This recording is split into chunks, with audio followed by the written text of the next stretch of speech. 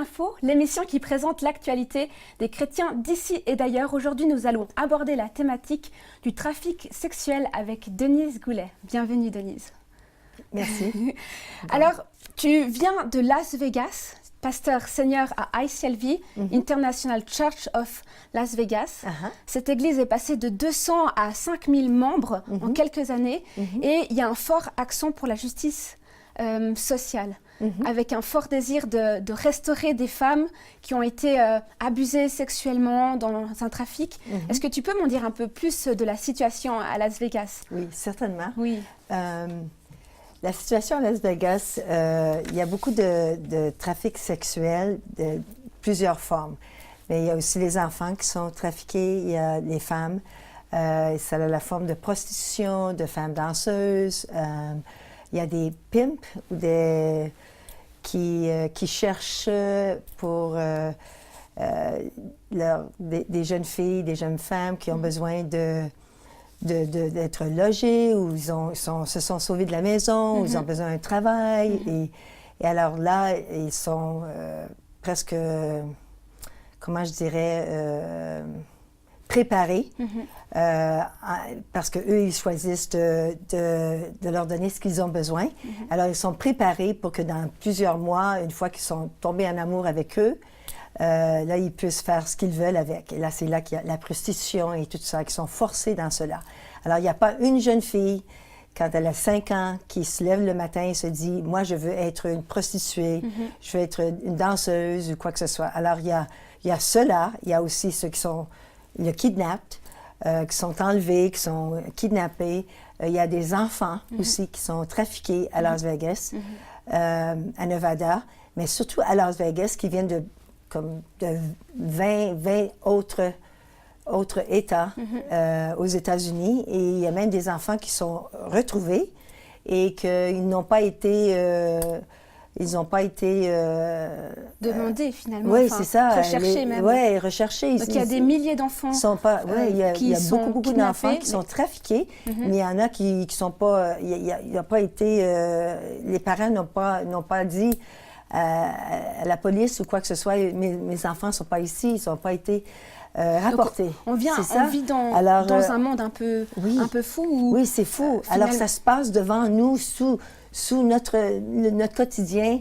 À Las Vegas, les prostituées sont abusées, on les appelle les survivantes, mais ça a commencé avec un abus sexuel, la plupart d'elles, c'est comme ça que ça a commencé. On use de leur vulnérabilité, de leur pauvreté. C'est ça, exploité. On exploite ces personnes. Alors c'est très, très cruel.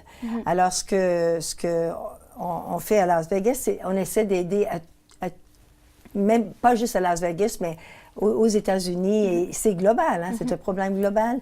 On essaie de les aider à toutes les formes du sexe-trafic.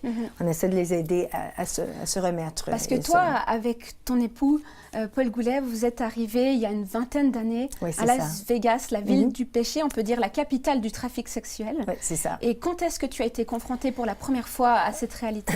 Dans le temps, ça fait 26 ans que nous sommes allés à Las Vegas. Dans le temps, ça ne s'appelait pas le trafic du sexe. C'était la prostitution. Et c'était des jeunes femmes qui étaient très, très jugées par la société, quoi. Ils se disaient, c'est de sa faute, c'est son problème, oui, parce que ce qu'on ne sait pas, c'est qu'on croit que la prostitution est légale à Las Vegas alors qu'elle ne l'est pas. Ce n'est pas légal, pas du tout. Alors, elles sont mises en prison, ils ont des reprises sont toujours... Et ils sont abusés, et même qu'ils viennent à Las Vegas, pas avec l'idée d'être prostitués, avec l'idée de se trouver un travail ou d'être promis d'un travail extraordinaire. Oui, on leur promet des travaux. Mais c'est vraiment le pimp qui l'emmène et c'est comme ils sont truqués dans la prostitution. Alors, j'ai demandé au Seigneur pour une prostituée. Moi, je n'ai jamais été une victime d'abus sexuels ou quoi que ce soit, mais j'avais à cœur d'aider les jeunes filles dans la prostitution. Alors, j'ai dit, donne-moi une fille. Wow. Alors, C'était pas facile, dans le sens qu'ils se cachent, sont pas évidentes, c'est pas évident. Ils sont pas sur la rue, là, comme dans les rues dans certaines villes où c'est légal. Alors, il y en a une qui est venue et je voulais l'aider, mais elle n'était pas prête. Alors, plusieurs mois plus tard, elle est revenue et j'étais à l'église, au fait, assise dans mon siège, et elle est passée juste là devant moi pour aller à l'hôtel parce qu'il y avait un appel pour venir donner tout ce que vous avez dans votre vie qui vous empêche de vraiment vivre pour Dieu. Oui. Et elle a amené sa drogue. Et là, le Seigneur m'a dit, c'est comme j'ai ressenti qu'il a dit, là, elle est prête. Wow. Alors là, je suis allée à ses devants et elle a tout apporté parce que il n'y a pas très longtemps, quelques jours auparavant, elle se préparait pour un appel, pour aller au travail. Elle se maquillait, tout ça, et son amie, qui elle aussi était une prostituée, elle l'a appelée et elle était la dernière personne à qui elle lui a parlé parce qu'elle a été tuée par celui qui... alors, ça l'a vraiment bouleversée et elle s'est retrouvée à avoir un fusil. Elle voulait s'enlever la vie. OK. Et elle a entendu une voix dire « Va à ICLV ». OK. Et là, c'est là, à ce moment-là, qu'elle était là. Alors, j'ai commencé à faire j'ai des rencontres avec elle, du counseling, la thérapie, des choses comme ça. C'était il y a une vingtaine d'années? Il y a 26 ans de ça. Il y a probablement 23 ans. Sans programme de développement pour aider ce type de personnes. Alors, juste avec toi, un désir, un cœur, de voir des femmes de la rue sortir. Elle a tout abandonné, éventuellement, parce qu'elle était vraiment dans la drogue. Elle était vraiment dépendante de cela et tout ça.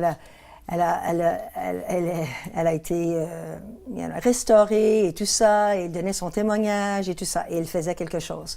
On priait ensemble pour une liste de prostituées, de survivantes, même de pimps, parce qu'elle avait tellement un grand cœur pour voir tous ces gens venir au Seigneur. Elle voyait ce que ça faisait.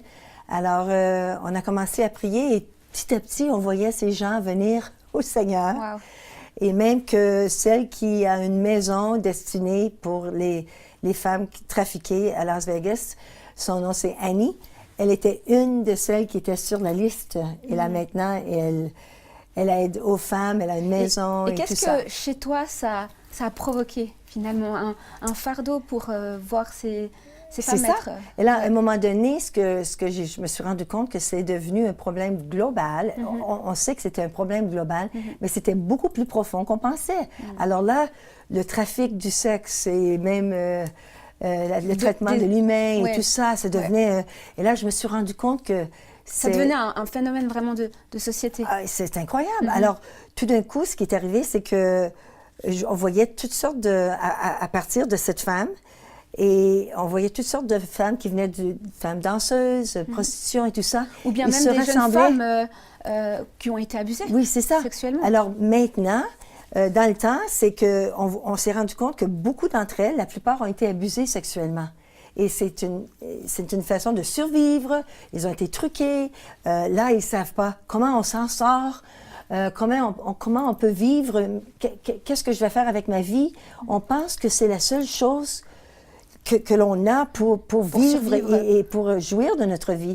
Même quand je suis venue à Paris il y a plusieurs années, on est allé au-devant des jeunes, des prostituées. Il y en avait une de 75 ans. Oui. Ça faisait 40 ans qu'elle était dans la prostitution. Elle ne savait pas quoi faire de sa vie à part de cela. Et quand on est pasteur face à des vies tellement brisées, quel plan d'action on met en place pour les aider? Alors, ce que j'ai fait, c'est que une des choses que j'ai fait, je rassemblais des jeunes femmes qui sortaient de ce style de vie.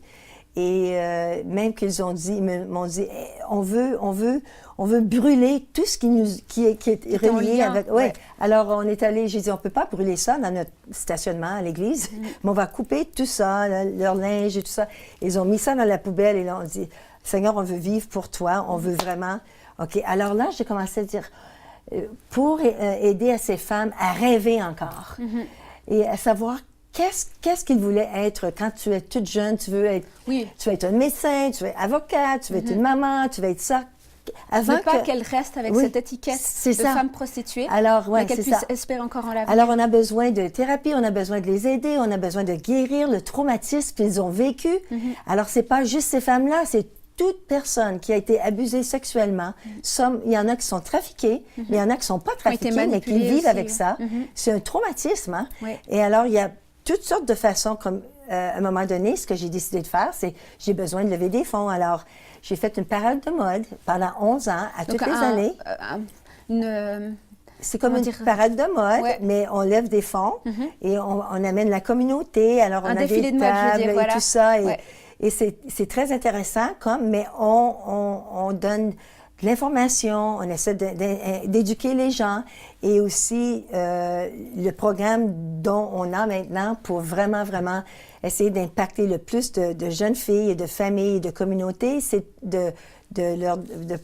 pour leur donner la thérapie, l'aide qu'ils ont pour une guérison émotionnelle, pour les traumatismes qu'ils ont. On a tout ça. Alors, on commence à lever des fonds parce qu'on veut les aider à rêver encore. Mais j'imagine que face à des femmes où il faut tout reprendre, où pour sortir une vie, il faut peut-être des centaines de francs. De dollars. Beaucoup. Est-ce qu'on arrive des fois à être découragé dans cette lutte? Pour très, toi, comment... C'est très difficile parce que ça demande beaucoup d'attention, d'argent, d'énergie. Ça demande une communauté et ça a commencé avec une personne et c'est encore à propos d'une personne. C'est ça. Alors, par exemple, dans le moment, ça coûte beaucoup de francs ou d'argent pour une personne. Pour la prendre, OK, tu vois qu'elle est brisée, qu'elle a besoin d'être restaurée, de rêver encore et d'avoir le courage de vivre la vie que Dieu l'a formée pour vivre, la destinée qu'elle a. Alors, on la met en thérapie, on aide, OK, qu'est-ce que tu veux faire de ta vie? Alors, il faut qu'elle fasse un autre travail que ce qu'elle connaît. Il faut les former. Ah oui, c'est ça. Et là, il y a aussi le pimp ou la personne qui l'exploitait, qui est après elle. Alors, il faut non seulement l'aider, mais lui donner les outils pour qu'elle puisse mettre ça derrière elle, être guérie de son traumatisme et rêver encore. Alors là, dans le moment, on essaie de trouver une voiture. Alors ça coûte quelque chose. Mais je pense qu'en l'espace de 25 ans, tu as vu une évolution par rapport à ce thème. Oui, c'est ça. Parce que finalement, c'est un sujet qui était un peu tabou et illégal. Donc on n'ose pas affermir des chiffres de l'ampleur de ce problème. C'est ça. Mais aujourd'hui, tu vois qu'il peut y avoir une prise en charge globale avec l'État aussi du Nevada. Absolument. Absolument. Il y a une des choses que j'ai fait cette année, c'est qu'à la parade de mode, j'ai demandé à Elizabeth Smart de venir comme oratrice. Qui est cette femme? Elizabeth Smart, je croyais qu'elle avait 14 ans quand elle était couchée dans son lit. Et il y a un proxénète ou un trafiquant? Un faux prophète, qui est rentré dans sa chambre. Il a ouvert la fenêtre. Et là, il a mis un couteau à son cou et il a dit « Si tu fais quoi que ce soit, je vais tuer ta famille. » Et là, même que sa petite sœur, elle était figée là et elle a vu tout cela. Et elle avait trop peur de dire quelque chose parce qu'elle avait peur qu'elle se fasse tuer par ce monsieur. Et pendant 9 mois, il l'a violée plusieurs fois par jour, pendant 9 mois. Et à plusieurs reprises, au moins une reprise, elle a essayé de se sauver, mais elle n'était pas capable. Mais il n'avait pas de fusil, il n'avait pas de rien de ça, mais alors, elle s'en est sortie. C'était un miracle. Hein? Elle venait d'une très bonne famille et tout ça. Elle a maintenant 30 quelques ans, elle a eu son 3e enfant. Elle est mariée et tout ça, mais elle parle comme de raison, l'abus, mais que la pornographie a rendu sa réalité encore pire. C'était comme l'enfer pour elle, à cause qu'elle a été introduite à la pornographie. À cause de cela, c'est ce qu'il utilisait pour vraiment la traumatiser, quoi. Et alors, le problème est très, très profond. Même que moi, j'ai l'idée je veux vraiment mettre un programme établir un programme là où on peut équiper les jeunes filles et les jeunes garçons. Un travail de prévention. C'est ça, c'est ça. Et pour se défendre. Et c'est là où tu vois qu'il y a des possibilités de travail avec l'État aussi. Si elle avait su se défendre, elle aurait pu, comme ça, et elle aurait pu l'empêcher de l'emmener. Elle a été intimidée comme de raison avec ça, mais il ne l'aurait pas tuée, hein, parce que lui, il avait un autre but, mais là, elle ne sait pas, elle. Alors, je veux vraiment que nos enfants, nos jeunes filles, nos jeunes garçons soient, et les femmes aussi, soient, c'est le mot en anglais, c'est empowered, devenir plus puissants envers l'ennemi. Face à l'intimidation. Oui, parce que le kidnap, l'enlèvement, c'est très, très... c'est fréquent, finalement. C'est très fréquent. Alors, il y a cette forme de trafic sexuel de Elizabeth Smart. Il y a la forme de trafic sexuel, prostitution. Ou des femmes qui viennent de pays étrangers, des migrantes qu'on utilise. C'est un problème incroyable. Alors, nous, on fait un petit peu de travail pour essayer de, un par un, on veut apporter guérison, rétablissement, rêver encore, les aider à avoir une famille, de vraiment, on est appelé à être quelqu'un et à faire quelque chose sur cette terre. Alors ça, le trafic sexuel, ça peut détruire une famille, détruire un rêve, détruire une personne. Et pour combattre cela, dernièrement, tu as mis en place une association. Est-ce que tu peux nous en toucher 2 mots? Oui, ça s'appelle Worth Fighting For. Et une des raisons que j'ai pensé à ce titre ou ce nom... Parce que tu le mérites bien en français, c'est ça? Tout le monde a un rêve, tout le monde a une raison d'être. Tout le monde a une valeur qui est extraordinaire, quoi. Et alors, on doit aller chercher ça chez la personne. Mais malheureusement, le trafic sexuel ou le traitement de l'humain qui peut être très cruel peut tellement... Mais comment, juste une question, vous amenez Jésus? Cela. Comment vous amenez Jésus aussi à ces femmes? Parce que finalement, c'est en Jésus que la valeur centrale... Quand cette jeune fille est venue, une personne, au début, elle ne pensait vraiment pas qu'elle faisait quelque chose de mal en faisant la prostitution. D'accord. Parce qu'elle a été kidnappée à l'âge de 14 ans. Et en revanche, c'était sa normalité, finalement. C'est ça, sans s'en rendre compte. Elle se dit, écoute, je te donne quelque chose, mais moi je prends quelque chose de toi. Et alors, il a fallu que je l'amène à Jésus. Alors, je lui ai dit comment Jésus était avec les prostituées. Comment Jésus, lui, il la juge pas. Hein? Lui, il l'aime. Il la relève. Tu vois, tu te rappelles quand Jésus a dit la femme dans le péché. Va et ne pêche plus. La femme samaritaine. Mais ce qui est vraiment intéressant, c'est qu'on ne voit pas l'homme là. Elle est vraiment jugée. Alors il a dit, écoute, vous voulez la juger? Allez-y, parce que on est tous coupables, quoi. Wow. Alors Jésus, il l'a aimé, il a dit, va et vis ta vie. Repens, change la façon que tu penses, parce que ce n'est pas qui tu es. Alors, vas-y. Alors, elle est venue à Jésus, hein? Elle s'est donnée complètement à Jésus, elle a amené sa drogue, elle a même donné tous les bijoux, toutes les choses qu'elle a reçues dans la prostitution, elle a tout donné cela. Et même que moi, plus tard, on a vendu ces choses-là parce que je savais qu'elle aurait besoin d'argent. Alors, on est allé dans la rue avec elle. On faisait des petits sacs comme ça et on mettait 100 $ dans une petite Bible. Et là, on disait à une prostituée, ce soir, au lieu d'aller avec quelqu'un, lis il y a un cadeau là pour toi. Mais il fallait faire attention parce que... Les proxénètes ou les trafiquants étaient là. C'est ça. Alors, oui, on amène Jésus là. C'est le seul, vraiment, l'Esprit Saint qui peut les guérir, leur donner de l'espoir.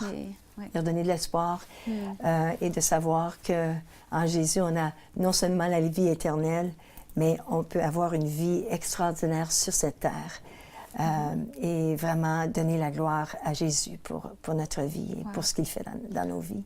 Denise, j'aimerais vraiment te remercier pour ce temps de partage et ce cœur de vouloir redresser la dignité de ces femmes. Je te souhaite vraiment tout de bon pour la suite, pour toi et ton association. Merci beaucoup. Enchantée d'être ici avec toi aujourd'hui. J'espère que cette émission vous aura plu. C'était Ciel, mon info. À la prochaine.